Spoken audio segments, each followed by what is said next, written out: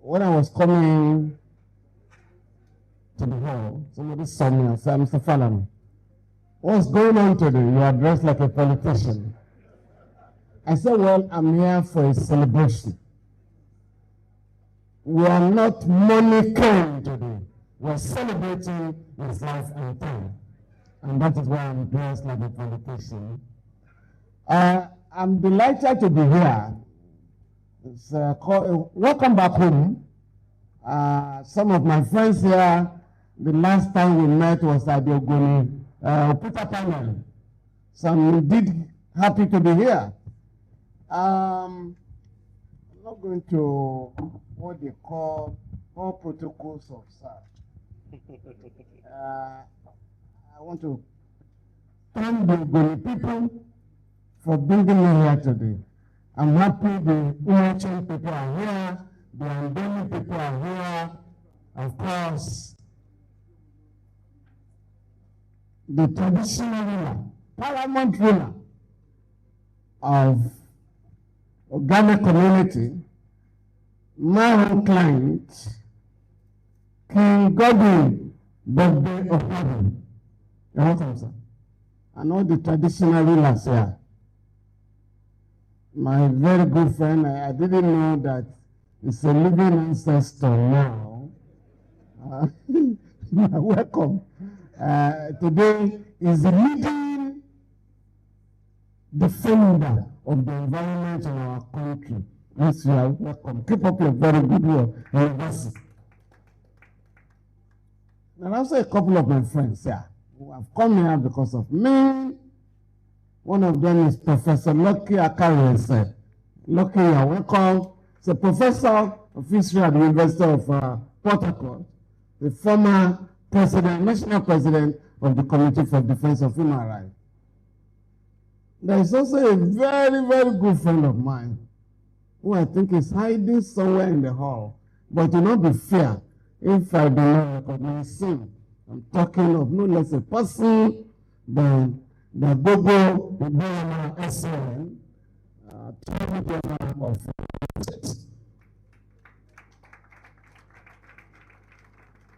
I have a speech, but having listened attentively to many people here today, it's going to be difficult to read the entire speech. Very long one, but I'm going to read just part of it so that I can speak to you from my own personal experience with care. It is indeed a profound honor to stand before you today on this historic gathering, convened to commemorate 30 years since the judicial murder of Prince Saro-Wiwa and his 8 compatriots. Men whose names have been permanently inscribed in the moral and political conscience of our nation. I wish to begin by extending my heartfelt appreciation to the organizers of this memorial, particularly Colonel Celestine Akpoti-Uduaghan and the entire committee for the diligence, passion, and moral clarity with which they have kept the memory and message of King Saro-Wiwa alive in our collective consciousness. Let me also acknowledge the Ogoni people whose endurance, sacrifice, and a steady gathering convened to commemorate 30 years since the individual murder of Ken and his compatriots. We're gathered here today not just to celebrate Ken and his compatriots. We are also gathered here today to resolve collectively on how to take the struggle forward concretely. Not just the struggle continue. Here today, we must pass some resolutions. And now we are going to take this struggle forward. And I can tell you one of them, from what I've listened to here today, I'm going to set up a team of lawyers We believe in environmental justice. To initiate a major legal struggle to force the government of Nigeria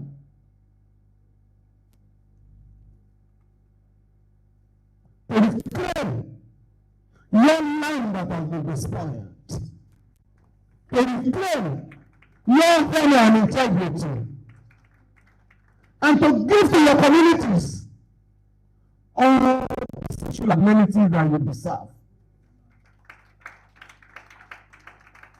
You must flabbergasted to listen to some of the disclosures today. That we do not have uninterrupted supply of electricity in the Niger Delta,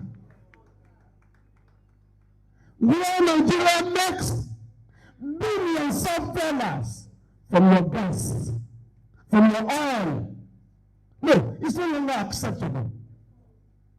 You cannot remain permanently because of you and glass of water. Enough is enough. And that is why we're going to start a major legal onslaught against the oppression of the oil-producing communities in our country. You know, I was just telling you now. Are you aware that fire has been burning in a particular village in Ondo State for the past 5 years? So you know what that means. The air being monitored by the people. And that is being done, I think, by Chevron. Yes. Again, we are going to take this up. Enough is enough. And that is the only way to honor the memory of Femi, because he was a fighter. And let me correct an impression. When the criminals were going to hang Femi, he did predict that the next generation of people in the Niger Delta will not be protesting on the street. Has that not happened? Young people that came up at Ken went to the creeks and the journalists in the Nigerian state. Today they are happy. Oh, our target is 2 million barrels per day. At that time, it went down to 700,000 barrels per day. I was also involved when Enrioka was charged in Jos. It was a secret trial. Reminiscent of the Ken's trial. It was a 62-count charge. Terrorism, kidnapping, kidnapping family, and the rest of them. We challenged the Nigerian state. A small plenary objection. 59 of the 62-count charge struck out. Remaining 3. We say, I'm also ready to fight these 3. I will file another objection. We are accusing this man of committing kidnapping family in 2007 for an attempt to, according to you, kill Obasanjo in 2003. If you don't pursue and prosecute treason within 3 years, you start bound. At that stage, the president of Nigeria, the late President reached out to me, Femi, please. If we free this boy on the same terms, based on your objection, we are going to be in trouble. What can you do for us? I said, well, you charge me. Well, withdraw your monstrous charge, because you cannot win. You can't win in that too. It was at that stage that the government met with us. It took 6 hours to persuade their troops and workers to allow settlement. And that is what they call amnesty. That was what led to the amnesty that they announced. It wasn't their own amnesty. They were forced to adopt amnesty for all the militants. But The struggle has continued. Yes, militants, yes, we are now in an era of intellectual battle. And that is why the fact we are bringing out here today, we will tell peace before I leave Port Harcourt today. If you can be kind enough, I've been looking for that report. If you can be kind enough to get me the report of the Judicial Commission of Inquiry, we are going to ensure that all the recommendations are carried out. The text and the government is simple. We file a petition before the EFCC. It is a criminal offense to issue a debt check in Nigeria. The punishment is 2 years, no option of fine. So if the government wants to settle with you, or you want us to pray for possession of whoever wrote that check, we have to resolve that check.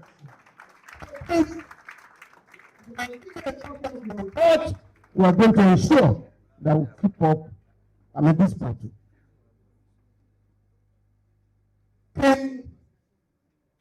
Many times, following the report of United Nations, UNDP, the water in the land has been polluted, and that the water being that the people are drinking contains benzene, a poisonous material. We then sat down. What do? And I told His Majesty, we'll file an action in the Federal Court in Port Harcourt for about 4 years. Shell was using its own normal tactic to frustrate the case. I said, Your Majesty, I have an idea.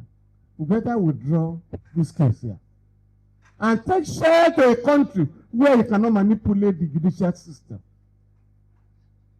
And that is why we're going to the U.S. The U.S. has just, the Supreme Court of America has just taken a decision because of the Ogoni people. Please, because of the Ogoni people, that will no longer allow, they have a law in America, 1783 law, alien tort law, that you can bring anybody who has committed human rights abuse in any part of the world. Once you can serve that process in the US, the court will write. But because of the Ogoni case, the Supreme Court in America said, no, we can't continue like this. You have to go to that country where the violation was committed. I said, King, Your Majesty, we'll go to the UK. They still have universal jurisdiction there. So we've started in the UK. Shell has been trying what it has been doing in Nigeria. Preliminary objection. No jurisdiction. No jurisdiction. The High Court dismissed the objection of Shell. The Court of Appeal dismissed the objection of Shell. The Supreme Court of UK has dismissed the objection of Shell. So the case is going to come for hearing proper in January next year. Thank you very much, Your Majesty.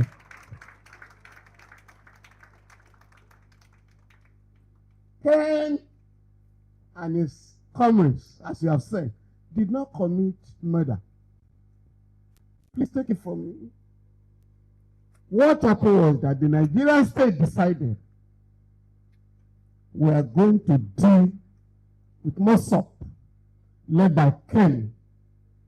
And the only way we can do it to allow Shell to continue to exploit your resources without any reaction, no objection, is to take the leaders for murder. The state decided the Abacha murderous junta had one Paul Lokutimo, the head of task force.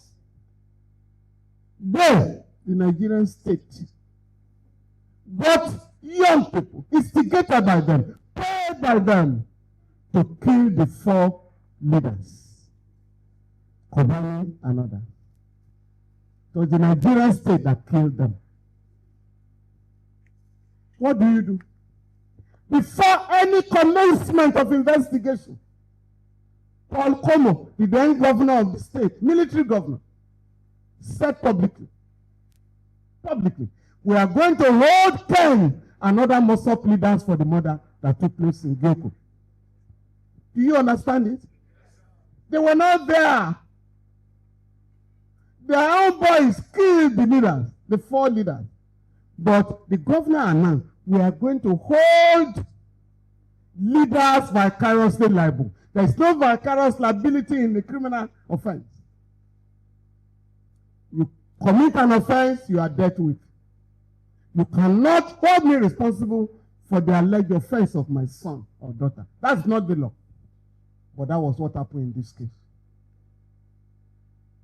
We got the tape at the trial. We were going to tender it to say this trial was, you want to kill these people in a premeditated manner. And so we applied to tender the tape.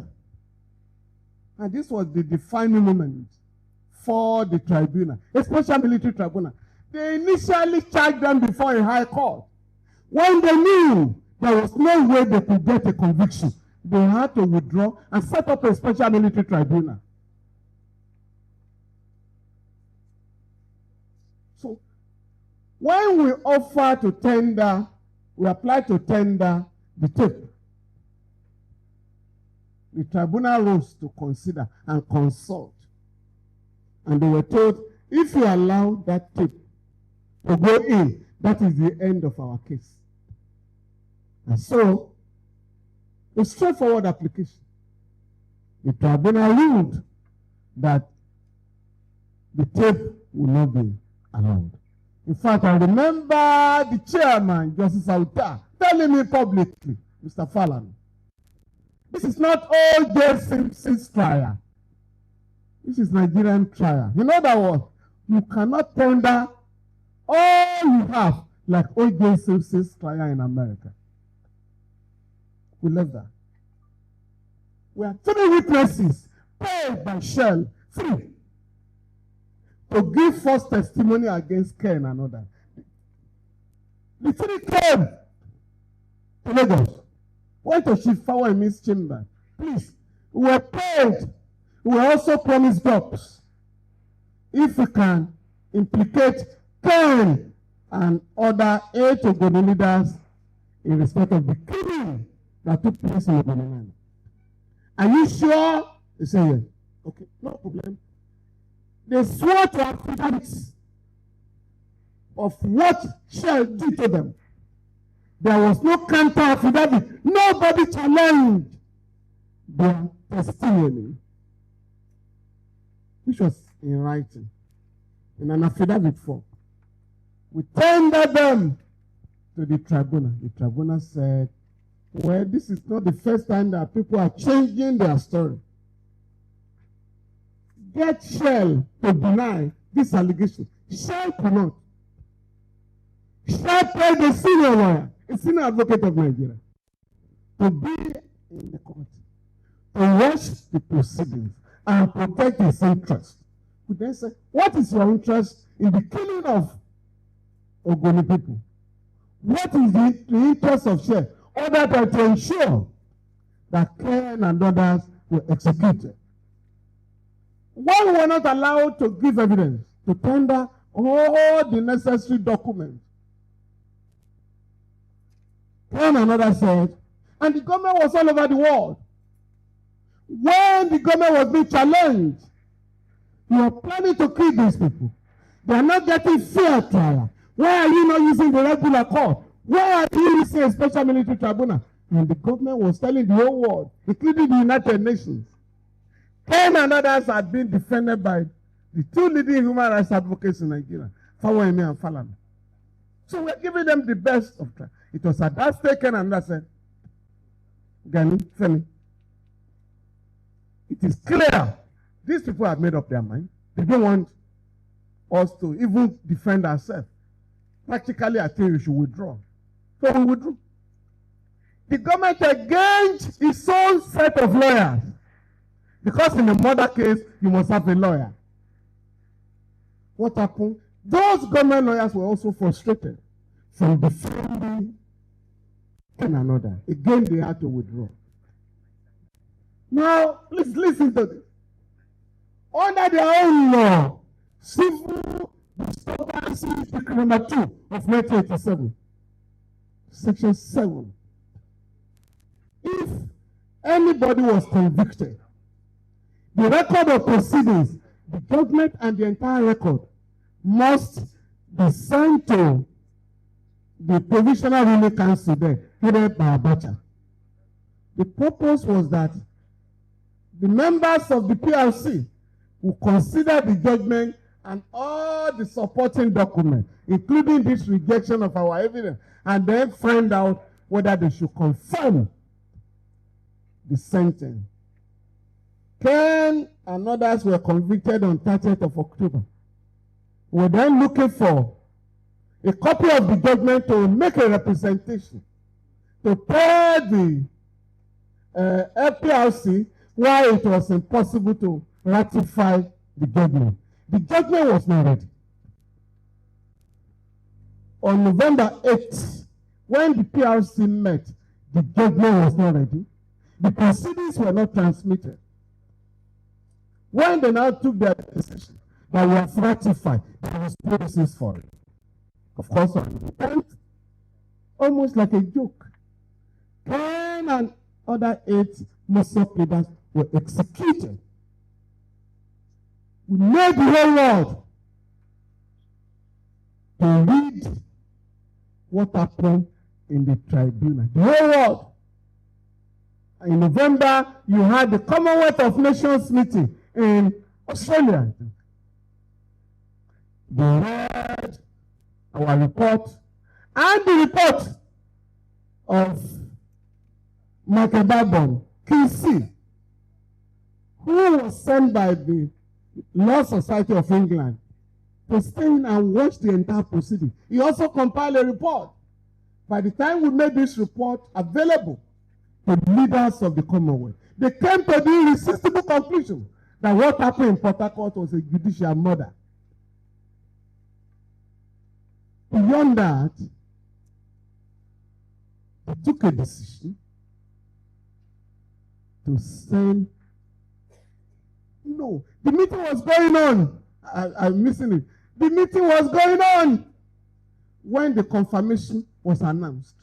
So the Commonwealth set up a panel headed by the late Nelson Mandela to travel to Abuja to persuade Abacha not to execute, not to carry out the execution. As soon as that panel was set up, the Abacha's foreign minister, Femi, quickly called Abacha. A high-power delegation led by Nelson Mandela will land in Abuja any moment from now. And they are going to prevent us from killing Ken and others. Because Shell was also in cahoots with the criminal gang in Abuja. And so they moved. Because they knew that once Mandela, at that time, having regards to his position in the world, coming to Abuja to say, please, you cannot kill Ken and others. The hands of the government will be tied. And that was what led to that rush. Mad rush. Ken and others. And of course, the Commonwealth took this. That for this great oppression, great insult to the entire world and the Commonwealth, we are suspended Nigeria. And that was why Nigeria was suspended from the Commonwealth until the end of military rule. The point I'm making that, like Ken said, the only thing is physical body. His ideas remain. And Ken has also proved the point. It's not how long you live, but how well you live your life. And that is the lesson we must all take home today. Now, what would all have done. If we are to demand accountability. That's what I'm going to say. You have no business with poverty. People of Nigeria have no business with poverty. You should live a life of prosperity based on your wealth. And that is why this brutal exploitation must rise from here. You must stop it. Question of life, question of water, job for your young people, factories in your areas, you have to be a serious matter for negotiation with the government. Both the Rivers State government and the people in Nigeria. You must stand with the local government. You can approach it here. This year, the 3 tiers of government share $1 trillion federal states and local government. In July, they share $2 trillion. In August, it was $2.2 trillion.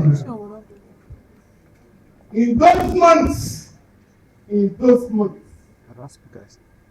I understand that all local governments in Ogoni land. In those months, not less than 2 billion was supposed to have gone to the local government. Please let us start from this day. And we are going to help there so that for those 4 local governments, you can know what should be going there. Do you understand me? Yes, sir. You must know what goes to Ogoni land every month, so that you'll be able to go to the local government guys. Please. Happen to our body. Secondly, we are going to join issues with LNG.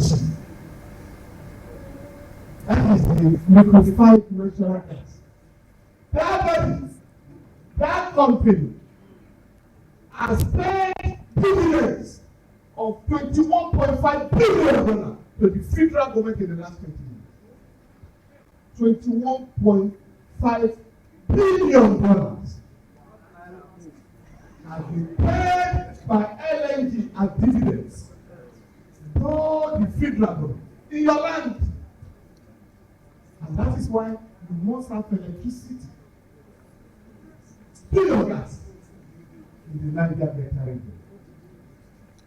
Between, part of the struggle you waged over the people. When you go outside again, they thought it was only in Ogoni land where oil is produced in Nigeria. Because of the campaign you waged. What happened in 1999?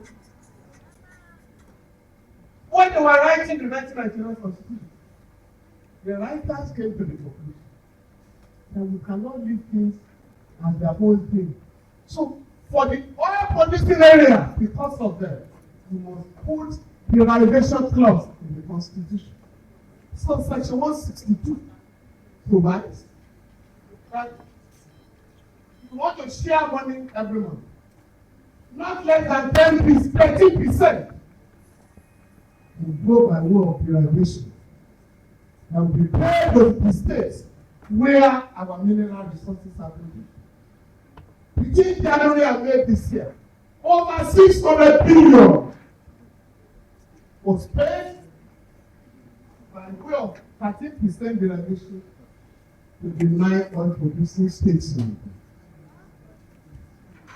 Bayelsa and Rivers are 2 out of the leading oil producing states in the country. So again, we must ask questions. What have you done? And we are saying that we're suggesting to you that this 13% business is not put in the Constitution that the money will be paid to state government. It's not there. The question simply says 13% derivation will be reflected in the distribution of money from the federation account. So, 13% derivation from your oil comes to Rivers State at the end of the month. All the local governments where oil is produced, who mentioned all of you, we must find out what should go to our local government. I know one of the states in Nigeria, I think it's Ondo, under their own, they have their own law, or Sopadek they call it, Sopadek law. Delta State has its own, but Ondo, under the law, 40% of the money from Abuja by way of derivation shall go to the oil producing area. Even though they are not, that provision is not being implemented. But we are drawing the attention of the oil producing part of Ondo State to that provision. And we are going to court very soon. In Rivers State, you must have a similar law that will make special allocation to the oil producing areas of Rivers State out of the 13% derivation. Do you understand what I'm saying? Yes, sir. Do you agree with that suggestion? My brother, Celeste. It's a new. Yeah, the other one. Under the Petroleum Industry Act, PRA, Section 257 program that 3% from the profits of oil companies will be set aside for the development of the host community. Do you understand me? So your communities, oil producing communities, deserve to have more than 3%. But by May this year, the CEO of NUPRC announced that about 97 billion naira and $150 million have gone to the host communities. Okay? All of us must be interested and ensure that there is accountability with respect to these figures being announced by the government. Celestine, on the university, the government announced the establishment of a university in Ogoni. Is that not so? Well deserved.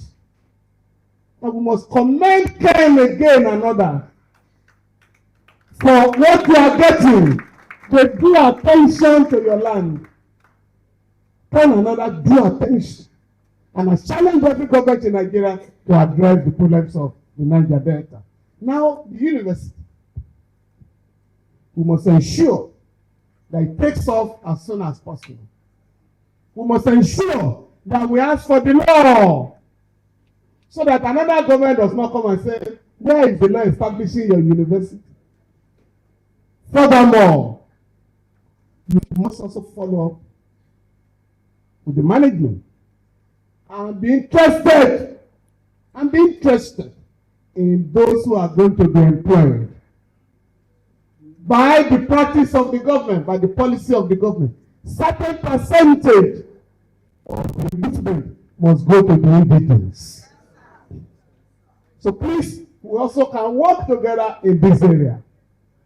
After the meeting, after this conference, we must decide, we must sit down and address the challenges of underdevelopment in the Ogoni land and the entire Niger Delta.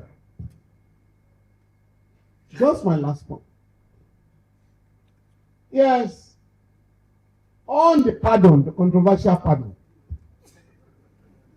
under the Nigerian Constitution, Section 175, the president is empowered to grant pardon to any person who has been convicted, but who ought not to have been convicted. So it's not a question of whether by granting them pardon, the government has come to the conclusion that they committed no offense. Do you understand me? And that is the provision of the law. Not only that, they were also given national honors. You don't give a national honor to a criminal. You give to those who have made contribution to the development of a country. Do you understand? Also, you were at the Okuta panel, my sister. At the Okuta panel, we laid evidence to demonstrate that the Ogoni 4 were not killed by Ogoni 9, but by government, led by Okuta. So Ogoni panel recommended that we should no longer be talking of Ogoni 9, but Ogoni 13, so that we can unite the people of Ogoni 9 who have been disorganized by the government. You know, we used to have Okrika and Doni Ogoni. The government are behind it. Because they are divided in tactics, divide and rule. And get the people to fight themselves while you leave the main enemy, exploiting you.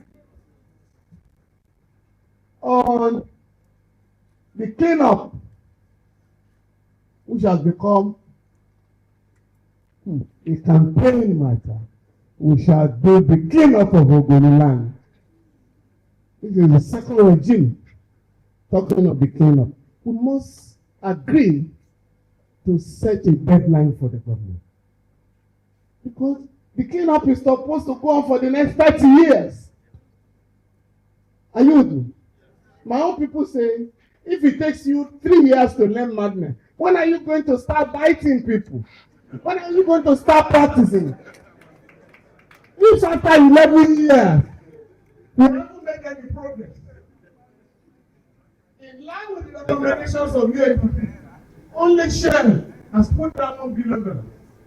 The federal government of Nigeria, through NNPC, has not contributed a dime.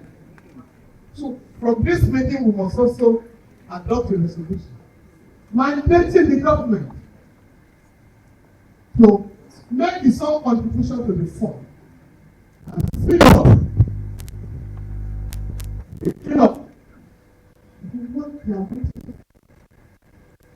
Just to pretend as clean up and started, so that Shell will move to the land. We must ensure that if cleanup does not get to starting state, nobody will be allowed to move out of the land.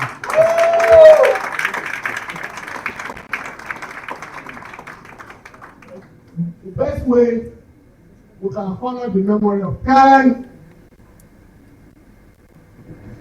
is to unite the Ogoni people, to unite the oppressed people of Nigeria, and work together in alliance with other progressive forces in the country to ensure that we fight the government and the oil companies to stand still. Just like when some of our comrades were speaking earlier, I also thought of other cases from the ECOWAS court or the Federal High Court where the Niger people have recorded progress. We must now put them together, including the one in one country in Europe, Netherlands. We must now sit down, put these judgments together, challenge the government of Nigeria to implement the terms of the judgment, and then agree today to stop environmental pollution in Ogoni land. Whenever it happens, we must get lawyers. I've already told you we are going to set up a team of lawyers who are interested in defending the people of Ogoni and the other Niger people, so that we can take up these matters as speedily as possible and ensure that justice is done. Celestine, once again, I want to thank you for bringing us together today to honor the memory of Ken Saro-Wiwa and other Ogoni leaders. I can assure you, if you continue along this line, you can always count on some of us. Our solidarity can be taken for granted. And Comrade Babit Bassett, please, again, before you go, I would like to have a discussion with you in respect of the 5-year-old fire in Ondo State, so that we can also put an end to the fire and compel Chevron to take all steps to ensure that the fire is put off. For our people, the people of Ogoni, I can tell you this, that I've never seen, and I'm not saying this because I'm here, I've never seen a community in Nigeria that is as united and prepared to fight injustice as you have done